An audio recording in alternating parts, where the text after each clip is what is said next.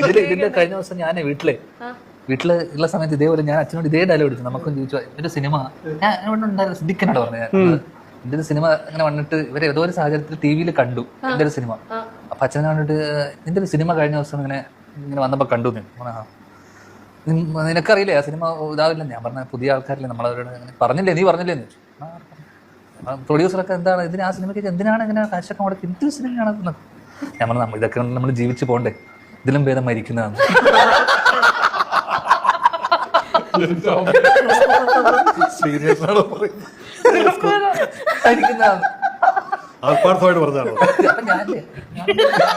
എന്നോട് പറയാണ് അത് കഴിഞ്ഞില്ല എന്നോട് പറയാ അത് കഴിഞ്ഞിട്ട് എന്നോട് പറഞ്ഞു അമ്മയുടെ മീറ്റിങ്ങിന് വരുന്നത് ഞാൻ നാട്ടിലില്ല. അവശ്യ കലാകാരന്മാർക്ക് 5000 രൂപ വെച്ച് കൊടുക്കുന്നുണ്ടെന്ന് കേട്ടു. എനിക്ക് കൊല്ലം കിട്ടും, പക്ഷെ എനിക്കത് വേണ്ട, നിനക്ക് വേണം തരാൻ പറയാം.